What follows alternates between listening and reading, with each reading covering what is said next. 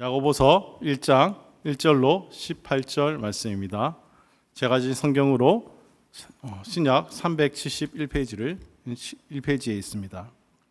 하나님의 말씀 대신해서 봉독해 드리겠습니다. 하나님과 주 예수 그리스도의 종 야고보는 흩어져 있는 12지파에게 문안하노라. 내 형제들아, 너희가 여러 가지 시험을 당하거든 온전히 기쁘게 여기라. 이는 너희 믿음의 시련이 인내를 만들어내는 줄 너희가 알미라. 인내를 온전히 이루라. 이는 너희로 온전하고 구비하여 조금도 부족함이 없게 하려 함이라. 너희 중에 누구든지 지혜가 부족하거든 모든 사람에게 후히 주시고 꾸짖지 아니하시는 하나님께 구하라. 그리하면 주시리라. 오직 믿음으로 구하고 조금도 의심하지 말라. 의심하는 자는 마치 바람에 밀려 요동하는 바다 물결 같으니 이런 사람은 무엇이든지 죽게 얻기를 생각하지 말라. 두 마음을 품어 모든 일에 정함이 없는 자로다. 낮은 형제는 자기 높음을 자랑하고 부한 자는 자기의 낮아짐을 자랑할지니 이는 그가 풀의 꽃과 같이 지나감이라. 해가 돋고 뜨거운 바람이 불어 풀은 말리면 꽃이 떨어져 그 모양의 아름다움이 없어지나니 부한 자도 그 행하는 일에 이와 같이 세잔하리라. 시험을 참는 자는 복이 있나니 이는 시련을 견디어낸 자가 주께서 자기를 사랑하는 자들에게 약속하신 생명의 면류관을 얻을 것이기 때문이라. 사람이 시험을 받을 때에 내가 하나님께 시험을 받는다 하지 말지니 하나님은 악에게 시험을 받지도 아니하시고 친히 아무도 시험하지 아니하시느니라. 오직 각 사람이 시험을 받는 것은 자기 욕심에 끌려 미혹됨이니 욕심이 잉태한즉 죄를 낳고 죄가 장성한즉 사망을 낳느니라. 내 사랑하는 형제들아, 속지 말라. 온갖 좋은 은사와 온전한 선물이 다 위로부터 빛들의 아버지께로부터 내려오나니 그는 변함도 없으시고 회전하는 그림자도 없으시니라. 그가 그 피조물 중에 우리로 한 천 열매가 되게 하시려고 자기의 뜻을 따라 진리의 말씀으로 우리를 낳으셨느니라. 아멘. 오늘은 제가 야고보서를 통해서 시험에 대해서 함께 좀 나누어 보려고 합니다. 여러분 혹시 학창 시절을 생각해 보면 이 시험이라는 단어가 좋게 기억되시는 분 있습니까? 야, 시험 친다 이러면 와, 나 정말 기뻐 이러면서 막 시험을 준비해 보신 적 있으십니까? 그 학생들을 가리키는 한 전도사님이 농담으로 아이들에게 그렇게 얘기했답니다. 야, 너희들 시험 얼마 안 남았으니까 너무 좋겠다. 일찍 끝나니까 수업도 일찍 끝나고 집에 가고 일찍 집에 가면 얼마나 좋노. 그리고 성적 조금만 이렇게 올라가면 엄마한테 칭찬 많이 받지, 용돈 많이 받지, 얼마나 좋겠노. 이렇게 이야기를 했답니다. 아이들이 반응이 어땠을까요? 우와, 좋아요 이랬을 것 같아요? 아니겠죠. 질색을 하는 거죠. 목사님, 전도사님, 말이 되는 소리 하십시오. 시험 좋아하는 사람 아무도 없습니다. 네. 그럼에도 불구하고 이 고통스럽고 부담스러운 시험을 우리는 왜 치는 걸까요? 저희도 어렸을 때 너무 치기 싫었던 그 시험을 우리 자녀들에게 시험 잘 치라고 이렇게 말하고 있잖아요. 왜 그럴까요? 이 시험을 침을 통해서 우리가 억지로라도 공부를 하게 되고 우리의 실력을 쌓아갈 수 있기 때문인 것 같습니다. 그런데 우리의 신앙생활도 이와 다를 것이 없다는 것이죠. 오늘 야고보 사도는 편지를 시작하자마자 우리에게 아주 당혹스러운 또 마치 농담처럼 들리는 폭탄 선언을 던지게 됩니다. 2절 말씀입니다. 내 형제들아, 너희가 여러 가지 시험을 당하거든 온전히 기쁘게 여기라. 여러분, 오늘 본문의 이 말씀이 어떤 위로의 말처럼 느껴지십니까? 시험을 당하거든 온전히 기쁘게 여기라. 결코 그렇지 않습니다. 특히 이 편지를 처음 받았던 1세기 초대교회의 성도들의 현실을 우리가 생각하고 본다면 이 말은 우리가 참 받아들이기 쉽지 않은 그러한 말이라는 거죠. 1세기 이 초대교회 성도들의 상황은 그렇게 좋지 못했거든요. 그런데 기쁘게 시험을 받아라 하는 이 말이 정말 그들에게는 너무나 큰 무게로 다가올 수밖에 없었다는 것이죠. 그리고 그래서 저는 오늘 이 말씀을 통해서 우리 삶에 닥쳐오는 고난의 진짜 의미가 무엇인가를 한번 살피면서 또 고난 앞에서 두 마음이 아닌 온전한 한 마음으로 하나님을 향할 때 주어지는 영광스러운 은혜가 무엇인지를 함께 나누려고 합니다. 야고보는 1장 1절에서 이 편지를 받는 사람들을 이렇게 부릅니다. 하나님과 주 예수 그리스도의 종 야고보는 흩어져 있는 12지파에게 문안하노라. 여기서 흩어져 있는 12지파, 이 12지파가 가리킨 것이 단순히 흩어져 있는 전 세계의 믿는 사람들을 말하는 것은 아닙니다. 이 편지를 받는 첫 1차 독자들은 오직 예수 그리스도를 믿는다는 그 이유 하나만으로 고향 예루살렘에서 쫓겨나서 타향살이를 해야만 했던 기독교인들이었습니다. 사도행전을 보면 스데반 집사님이 순교한 그 이후에 예루살렘 교회에 큰 핍박이 있었죠. 그로 인해서 성도들은 사방으로 도망쳐야만 했습니다. 이들을 가리켜 우리는 디아스포라, 즉 흩어진 사람들이라고 지금도 부르고 있는 것이죠. 이 단어 뒤에는 말할 수 없는 눈물이 담겨져 있습니다. 이들은 더 나은 삶을 찾아서 희망의 땅을 향해 이민을 떠났거나 하는 그런 사람들이 아니라는 것이죠. 생명의 위협을 피해서 지금까지 내가 쌓아두었던 모든 것을 내려놓고 떠나야 했던 사람들입니다. 내가 사랑하는 나의 집을 떠나야 했고요. 내가 평생 일구었던 직장의 모든 것을 내놓아야 했고요. 내가 평생 모아왔던 재산도 버려놓고 쫓겨난 난민이자 유배자들이었다는 것입니다.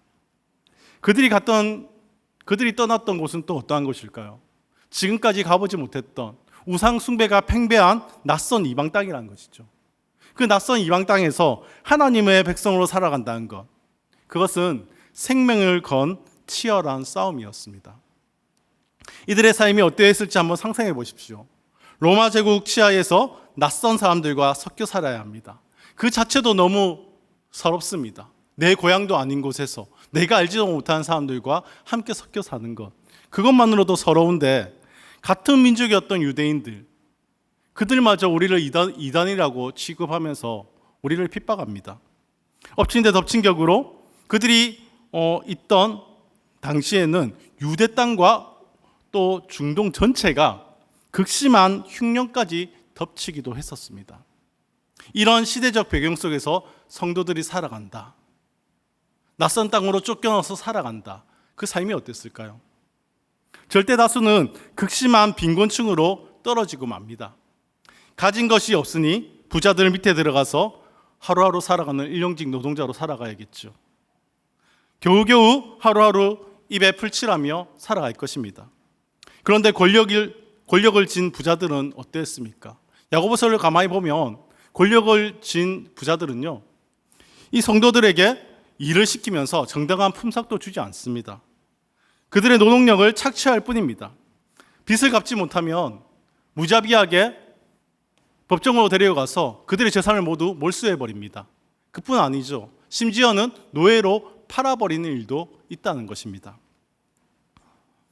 가난한 자들은 억압 속에서 영적인 자존감을 지키며 살아야 했고, 또 어떻게 경제적 성공을 거둔 소수의 부유자들은 자신의 재물이 풀의 꽃처럼 시들어버릴 것을 깨닫고 스스로 낮아지는 삶을 살아내야 하는 치열한 싸움을 싸우며 살아가는 삶이 그들의 삶이었다는 것입니다. 이토록 처절한 상황 속에서 야고보서 1장을 주의 깊게 읽다 보면 우리는 고개가 갸우뚱해지는 것이죠. 바로 시험이라는 단어 때문입니다. 2절에서는 너희가 여러 가지 시험을 당하거든 온전히 기쁘게 여기라며 기뻐해야 할 좋은 일련의 훈련인 것처럼 말합니다. 그런데 13절에 가서는 하나님은 아무도 시험하지 않으신다며 우리를 죄로 무너뜨리는 악한 유혹으로 이 시험이라는 단어를 사용하고 있습니다. 왜 같은 장안에서 똑같은 시험이라는 단어를 이렇게 다르게 표현할까? 그 해답은 당시 쓰이던 옛 성경 언어에서 찾을 수 있습니다. 이 성경 원어의 특징이 있습니다. 당시 원어는 오늘날의 이 언어처럼 단어가 세분화되어 있지 않았어요. 지금은 시험하면 템테이션, 테스트 뭐 이런 식으로 훈련 내지는 유혹 이런 식으로 나누어 줄 수 있죠. 그런데 그때 당시에는 언어가 그렇게 많이 세분화되어 있지 않았다는 거예요. 그래서 한 단어로 쓴 겁니다. 시험이라는 단어죠. 그런데 여기서 우리는 엄청난 영적 깨달음을 얻게 됩니다. 우리 믿음을 달려야 하는 훈련과 우리를 죄로 끌어내리는 유혹은 다른 것이 아니라는 거예요. 유혹이 따로 우리에게 오는 것이고 시험이 따로 우리에게 오는 것이 아니라는 것입니다. 똑같은 환경을 악한 유혹으로 만들 수도 있고 그것을 우리를 단련시키는 시험으로 만들 수도 있다는 것입니다. 그 상황에 반응하는 사람의 마음가짐에 달려있는 것이죠. 당시 성도들이 당했던 경제적 위기를 다시 한번 생각해 보십시오. 똑같은 가난과 환란이 찾아왔을 때 어떤 사람들은 그 캄캄한 상황 속에서도 무릎을 꿇고 하나님을 신뢰하며 기도할 것입니다. 그리고 굳게 하나님을 믿으며 영적인 근육을 키워냅니다. 이것은 그 사람에게 믿음을 성장시키는 거룩한 훈련이 된 것입니다. 하지만 똑같은 굶주림 앞에서 어떤 사람은 고난을 핑계 삼아 하나님을 원망합니다. 살아남기 위해서 교회 안의 부자들에게 아첨도 하고 가난한 형제들을 짓밟기도 하고 돈을 벌기 위해서 불의와 타협해버립니다. 이것은 내면의 욕심 때문에 반응한 것이고 결국 그 사람에게는 치명적인 유혹이 되어버린 것입니다. 즉 모든 고난은 언제든 유혹이 될 수 있습니다. 똑같은 고난이라도 내가 믿음으로 반응하면 나를 성장시키지만 욕심으로 반응하면 나를 사망으로 이끄는 것입니다. 고난이 나를 순금같이 빚어내는 하나님이 훈련이 될지 나를 파멸로 이끄는 사탄의 유혹이 될지는 결코 환경 탓이 아닌 것입니다. 그 상황을 마주하고 반응하는 나의 마음 자세에 완전히 달려있는 것입니다. 그렇다면 고난이 찾아올 때 우리는 어떤 함정에 가장 쉽게 빠집니까? 바로 핑계와 남 탓입니다. 극한의 가난 속에서 초대교회 성도들은 어떻게 불평했을지 모릅니다. 이렇게 불평했을지도 모릅니다. 하나님, 왜 우리를 이런 고통 속에 두십니까? 왜 이런 어려움 속에 우리를 몰아넣으셔서 이런 가혹한 곳에서 세상에 이런 탄압을 받으며 이렇게 살아가게 하십니까? 제가 이제는 세상과 좀 타협하고 남을 속이며 사는 것은 어쩔 수 없는 생존의 문제입니다. 이러면서 하나님을 탓할지 모릅니다. 그러나 야고보는 13절에서 단호하게 선을 긋습니다. 하나님은 우리를 단련하시지만 결코 우리가 죄를 짓도록 조정하시거나 덫을 놓으시는 분이 아니라는 것입니다. 우리를 파멸로 이끄는 진짜 원인은 14절에 명확하게 기록되어 있습니다. 오직 각 사람이 시험을 받는 것은 자기 욕심에 끌려 미혹됨이니. 여기서 말하는 욕심은 남의 것을 빼앗고 싶고 부도덕한 일을 저지르고 싶은 강하고 타락한 열망입니다. 야고보는 이것을 고대의 낚시 비유로 생생하게 설명합니다. 여러분, 낚시꾼의 미끼에 걸려드는 물고기를 한번 생각해 보십시오. 물고기가 왜 바늘에 걸릴까요? 막 낚시꾼이 물속에 손을 집어넣어서 물고기의 입을 벌려갖고 막 낚시 바늘을 막 넣어서 이렇게 잡은 걸까요? 그렇지 않지요. 굶주린 물고기가 자기의 식욕을 이기지 못하고 먹음직스러운 미끼를 덥석 무는 것입니다. 결국 우리가 시험에 넘어지는 것은 환경 탓도 남 탓도 하나님 탓도 아니란 것입니다. 팍팍한 삶 속에서 나도 세상 사람들처럼 돈도 좀 많이 벌고 편하게 살고 싶다. 교회 안에서도 힘 있는 사람에게 좀 붙어서 내가 조금 더 누리며 살고 싶다. 내면 깊은 곳에 이기적인 욕심. 그 욕심이 스스로 낚싯바늘을 물어버리기 때문입니다. 세상의 가치를 내 마음에 품을 때 우리는 낚싯바늘에 걸린 물고기처럼 완전히 망가지게 되는 것입니다. 여기서 야고보는 우리 내면에 있는 가장 심각한 영적 질병을 진단합니다. 그것은 바로 두 갈래로 나뉜 마음입니다. 구약성경 신명기를 보면 하나님은 우리에게 이렇게 말씀하십니다. 마음을 다하고 뜻을 다하여 내 하나님 여호와를 사랑하라라고 명령하신 것이죠. 오직 하나님 한 분만을 온전히 사랑하는 한 마음, 하나님이 원하시는 것은 온전히 사랑하는 그 한 마음입니다. 그러나 타락한 인간은 끊임없이 두 마음을 품습니다. 하나님도 믿으면서 동시에 세상의 돈과 권력, 이러한 것들도 믿으려고 하는 것이죠. 야고보가 질타하는 것이 바로 이 두 마음입니다. 어떤 이들은 하나님께로부터 유익을 얻기 위해 계산적인 기도를 합니다. 그러나 참된 그리스도인은 하나님 그분 자체를 얻기 위해 전심으로 기도하죠. 예수님께서 하나님과 재물을 겸하여 섬길 수 없다고 말씀하셨듯 두 마음을 품은 기도는 응답받을 수가 없는 것입니다. 마음이 나뉘면 입으로는 하나님을 찬양하면서 돌아서서는 형제를 저주하는 모순된 삶을 살게 됩니다. 이 두 마음과 욕심을 그대로 방치하면 어떻게 됩니까? 15절의 무서운 경고처럼 욕심이 잉태한 즉 죄를 낳고 죄가 장성한 즉 사망을 낳느니라는 끔찍한 결과로 찾아오게 되는 것입니다. 내 뜻대로 안 된다고 뿜어내는 짜증, 권력을 향한 아첨, 불만이 뭉쳐져서 결국 우리 영혼의 숨통을 끊는 영원한 사망에 이르게 되는 것입니다. 그렇다면 우리는 이 고난과 시험의 늪에서 어떻게 벗어나서 생명의 길로 나아갈 수 있을까요? 오늘 본문 2절에서 야고보는 우리의 시선을 완전히 바꿀 것을 요구합니다. 시험을 만나거든 온전히 기쁘게 여기라라고 말하고 있는 것입니다. 여기서 여기라라는 말은 계산기를 두드리라라는 것입니다. 상황을 재평가하라는 것입니다. 고난이 와서 억지로 실없이 허허허허 웃는 뜻없는 그런 것이 아닙니다. 세상의 계산기로는 완벽한 마이너스이자 불행인 고난, 그 고난이 십자가의 계산기로 두드리면 나를 순금같이 빚어내려는 하나님의 영적인 플러스 자산으로 평가된다는 뜻입니다. 관점을 바꾸면 3절 말씀처럼 놀라운 능력이 생깁니다. 너희 믿음의 시련이 인내를 만들어내는 줄 너희가 알미라. 여기서 인내는 수동적인 그러한 개념이 아닙니다.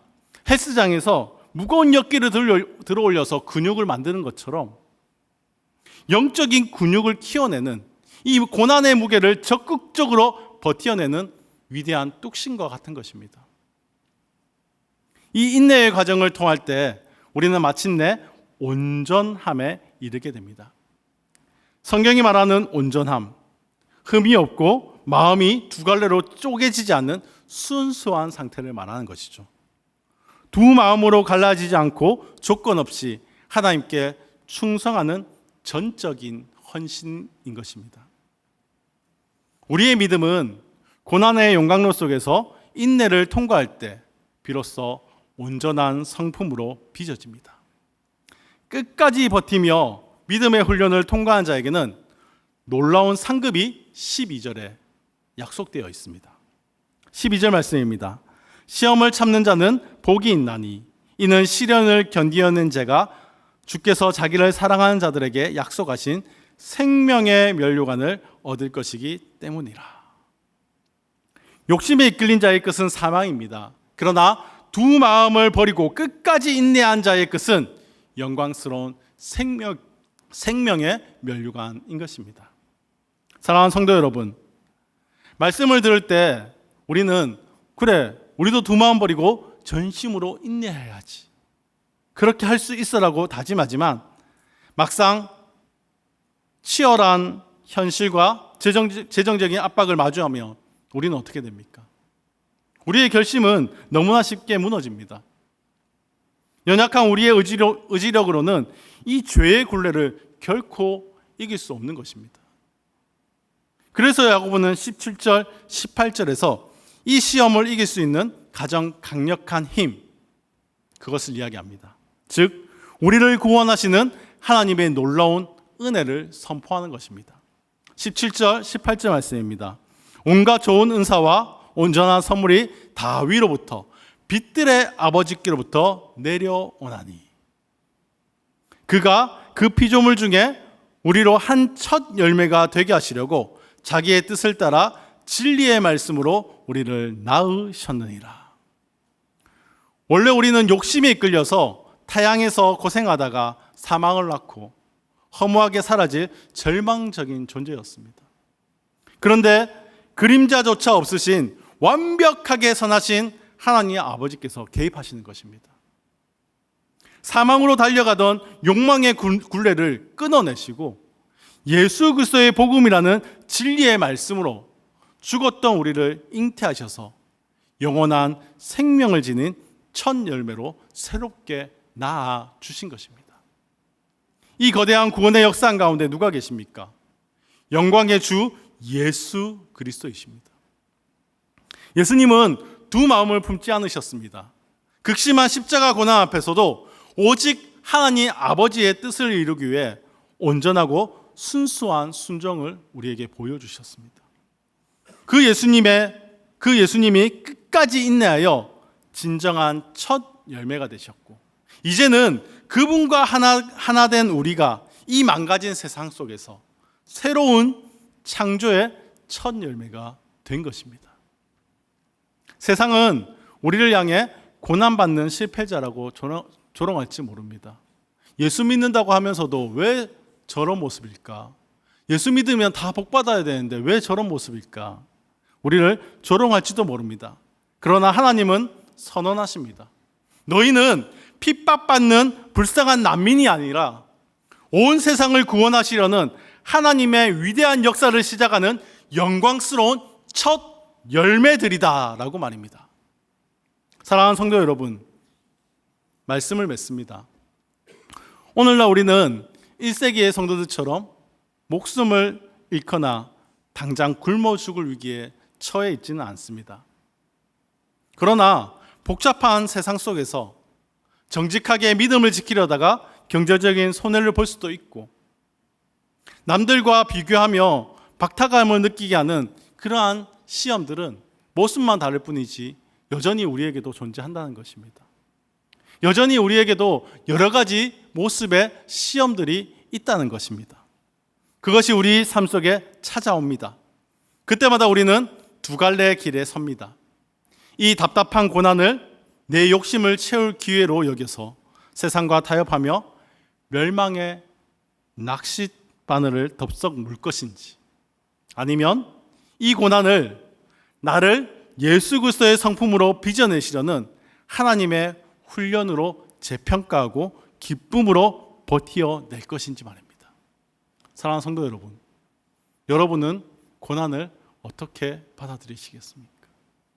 우리 삶 속에 계속해서 선택의 두 갈래 길이 생길 때 여러분은 무엇을 선택하시겠습니까? 위기의 순간마다 두 마음을 품지 마십시오. 어려움이 찾아올 때마다 두 가지 마음을 품지 마십시오. 때로는 우리에게 기회다 싶은 일들이 있을 수도 있습니다. 유혹이 우리 앞에 놓여 있을 수도 있습니다. 그때에도 두 가지 마음을 품지 마십시오. 세상을 향해 견눌지 않은 이기적인 욕심의 미끼를 단호히 십자가에 못 박으시기 바랍니다. 오직 하나님 한 분만을 전심으로 사랑하며 구하시기 바랍니다. 그것이 하나님이 저와 여러분에게 원하시는 마음이시기 때문입니다. 삶의 지혜가 부족합니까? 얄팍한 세상의 계산기를 내려놓고 꾸짖지 않으시고 후하게 주시는 하나님 아버지께 엎드리시기 바랍니다. 그분 앞에 나아가 기도하시기 바랍니다. 그분이 우리에게 지혜를 주시고 이 시험을 넉넉히 이기게도 하시는 분이시기 때문입니다. 우리는 이 세상의 헛된 가치에 끌려다니다가 사망으로 끝날 하찮은 그러한 존재들이 아닙니다. 변함없으신 그 하나님 아버지께서 진리의 말씀으로 직접 나오시고 거룩하고 존귀한 열매로 만드신 분들이심을 기억하시기 바랍니다. 남은 한 주간, 우리가 살아가는 모든 삶의 순간에서 어떠한 매서운 시험이 우리에게 다가올지 모릅니다.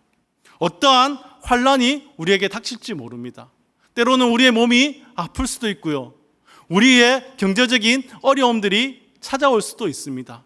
때로는 우리 앞에 기회라는 또 다른 모습으로 유혹으로 다가올 수도 있습니다. 그 어떠한 시험과 환난이 닥쳐오더라도 영광의 주 예수 그리스도의 십자가와 부활의 길을 따라서 끝까지 믿음으로 인내하시기를 간절히 소원합니다. 그리하여서 마침내 주님께서 약속하신 빛나는 생명의 면류관을 넉넉히 차지하시는, 그리고 그분의 그 은혜를 누리시는 우리 모든 민족교회 성도님들 다 되시기를 주님의 이름으로 간절히 축원합니다.